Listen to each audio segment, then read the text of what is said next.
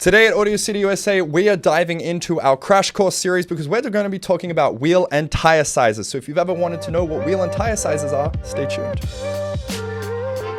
Now, before we get started, be sure to like and subscribe to Audio City USA because we're bringing out videos like this every single week. Now, on our crash course episode today, we're going to be talking about wheel and tire sizes. Simply put, what are wheel and tire sizes? It's literally very simple, man. It's just the diameter of the wheel. Exactly. It's measured in inches and it represents how much of your wheel arch the wheel is taking up. Yep. So 20 inches literally is 20 inches from top to bottom. That's simple. That also varies on tire size too. So Absolutely. If you're running a thicker tire, you're going to need to have a thinner wheel. So dumb it down very simple. So like a Honda Accord comes factory sport. The Honda Accord Sport comes 235, 40, 19. If you want to go to 20s, we jump it to 245, 35, 20. You have to go a little bit smaller on the tire because you're going with a bigger wheel. Absolutely. Now, a way to measure the thickness of your tire is the second measurement, isn't it? It's not 235, it's either 35 or 45. It's that middle number. The middle number is the height of the tire. That is also going to play a big factor into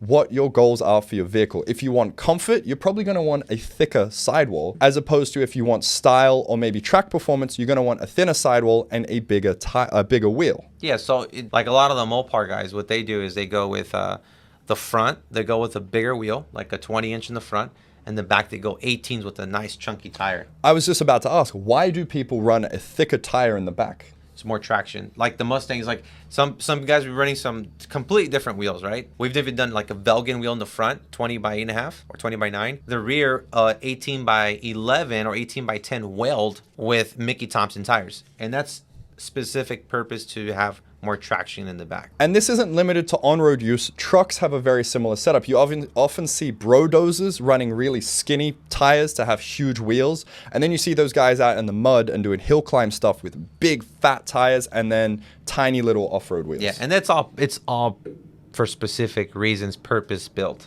Absolutely. You know, like the brodozers are, man, we've done some crazy fitment, 26 by 14 with some 35-inch tires. I mean, that's a small tire, but it's specific for show only, or they just, what is Gio and Rick call it? What do you guys call that? Oh, pavement princess. Pavement. That's what they. It's pavement princess treatment. I mean, hey man, whatever you guys want. I daily drive my stuff, so I want more tire. Well, that's the other thing. Consider if you have a very skinny tire, you're more likely to rash your rims. You're going to curb them. That's why I was telling my cousin, do you daily drive your car? And if they say yes, I say, man, I recommend you to get a little bit bigger tire. But if they don't, more like my C10 is, I have some small ass tires, but my truck's low, but it's a specific reason. So 22-inch wheel, small tires, but I only drive it once a month or twice a month maybe. Makes sense. Yeah. And so those are the three takeaways from today's video. A, consider the use case for your vehicle. Is it going to be off-road? Is it going to be on-road? Are you going for comfort? Are you going for performance? And that will determine your tire thickness to wheel size ratio. And if it's like a show car, it doesn't really matter what you do because you're only driving it once in a while. The second thing to consider is the aesthetics, how it looks. You're going to obviously have a very different look for each setup, so consider what looks you want to have with your vehicle. And then the third thing to consider is performance.